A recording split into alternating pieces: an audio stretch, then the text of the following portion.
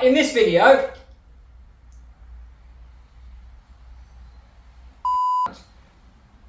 what else also gets my goat is these keyboard warriors who say things like chuck it in a bin, or you can't do this, or you can't do that. But they have no reason behind their theory, and they don't ask what application it's been used in.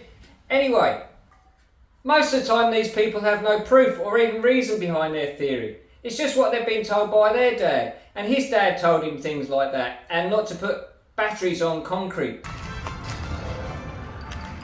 and to mark the prop shaft, axle flange, and on. I always ask why, or why not. I like to do things different.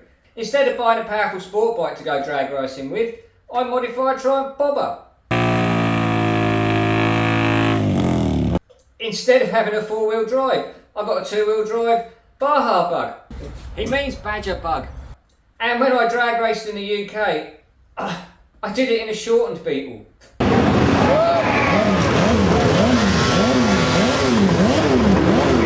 I love it when someone tells me I can't do something. It just drives me to prove them wrong and to prove to myself that I can do it. And with the bobber here, I try and shed some light on the things that people are secret squirrel about. I also show people that you don't need to go and buy expensive parts or tools, and that you can do it with limited resources and tools, and you don't have to pay somebody else to do it. My intention for the channel is to try things out, to compare things, to test things. Things that all these people get their niggers in a twist about. That's panties in a bunch to you guys in the USA. It's not just about mods on the bobber or bug. These are concepts that you can apply to anything. I like to get people thinking outside the box. I've just put the rev counter on it. There's probably a video about that out already. I've got some more gauges waiting at the post office when they get back to work because they're shut because of Cyclone Alfred. But the gauges are for oil temp, oil pressure, cylinder head temperature. That's always a subject on VWs that gets people riled up. It's what sort of cooling you have on it, what sort of oil system you have and stuff like that. So I'm going to be trying out different things. I've just put a single twin carb on it, and it did have dual twin carbs on before, because I'm going to compare differences in carburetors, different sort of cooling shrouds. The oil cooler's not in an ideal position, and people hate these oil coolers as well, so that's something to make content about. The way my oil filter's plumbed in, and the deep sump and all sorts of other stuff like that. So I'm looking forward to that. That's all coming in the future. I'm still working on the bobbers tuning too, and I'm still trying to get it quicker, and there's lots of modifications up my sleeve for this. So now the bug's on the road nearly, I can invest a bit more time into this again.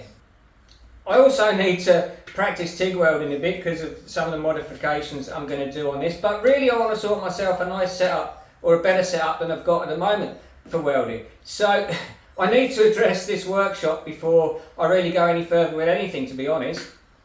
And now it's all in a bit of a mess from mopping up from the cyclone and stuff. It's probably a good time to do that. Right, it's a bit of a mess in here at the moment because I had a bit of a flood down here because after the Cyclone Alfred, which thankfully we didn't get any wind or damage here, but we have had a lot of rain, so the drainage isn't that good on the house and it does flood down here. So I've had to move everything around. That's why everything is a bit of a mess, and I've been working hard, so everything's a bit of a mess as well. But this all really needs addressing now, and while I've got it like this, now it's a good time to really sort it out. So the plan is I'm going to clean this room out. I'm going to bring my metal table in here, and this is only going to be for welding and grinding, because that way the noise is all insulated from everywhere else.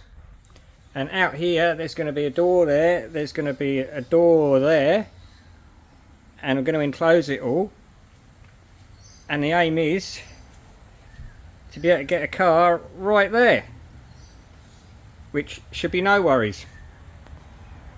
I'm going to try and do it and still keep the pool table, but the workshop takes priority over that, so that might not happen. 1 week later. I have my welding room sorted out now, so now I need to devote some time to practice TIG welding. So what else is going on? I've got stuff going on with the bike at the moment. Oh, I've got aluminium to make a new dash and door panels and rear panels and everything for the Bug. That's not a big priority right now though. I've got old school headlights for the Bug. I've got Super Trap exhausts. Don't know what they're going on yet, whether they're going on the bike or the Bug. Got bigger front wheels and tyres for the Bug, and also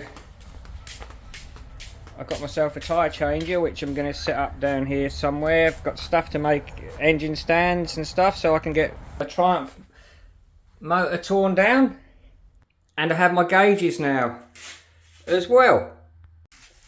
Got a deck lid for the Bug that's going on, and that's going to help with the oil cooler and stuff like that. Oh, and I've got my switch on the bike to turn the ABS on and off. I haven't actually tried that drag strip yet. That's going to help me do burnouts better. And I also haven't been to the strip to check out the suspension limiting straps properly either yet, but that's going to happen next week. But this is it. This is also about my journey to grow my workshop, my channel, and my skills towards my bucket list. When I first started as a mechanic, brand new cars still had carburetors on them. I was working on cars with distributors, HT leads, contact sensors and condensers. So I know what it feels like when a condenser's breaking down. I know what the difference between a fuel misfire and an electrical misfire feels like. I know what it feels like to be rich or lean just by driving it by the seat of the pants dyno. Many people now don't know anything about carburetors and sort of are scared of them and a bit worried about them. That's why I'm trying to produce this content as well, because having an understanding of how carburetors works really helps with EFI tuning, I believe. So I'm going to be showing you how I jet the carburetor using the seat of my pants dyno. I'm going to be going into the differences between EFI and carburetors, also the difference between boost and naturally aspirated. So I'm going to show you all these concepts in future videos. And actually having the car and my bike street legal really helps with tuning, because you can just jump in it and drive it rather than having to wait until you get to the track. You also get to know the car or bike really well when it's street legal. I've got so much content up my sleeve for the Bobber and the Bug. It's just a little bit frustrating finding time to actually get it done, because I do still have to earn a living because my channel's not at the stage yet where it does support itself. But this is the other thing. This is also, like I've said before, about my journey to grow the channel. I don't really have the funds to actually produce the content I really want to produce right now, but that's okay. I'm happy to work with what I've got. And that's also a good thing, because I can show people how to do things without having the expensive budget. Even though I don't have the budget to make the content I really want to make right now, I'm still producing content, because I do have a wealth of knowledge. 0.14 to 1. And I take it for granted a little bit and don't actually realise that there are people who do want to see this stuff. So I'm putting it out there. And after watching a lot of content creators, I've realised that I do know what I'm talking about. So if there's any topics you'd like to see me cover, or myths busted, or topics that get people's panties in a bunch you'd like to see me go into, then comment and I'll see if I can do something about it. But other than that, don't forget to like, subscribe, share and comment, and have a great day.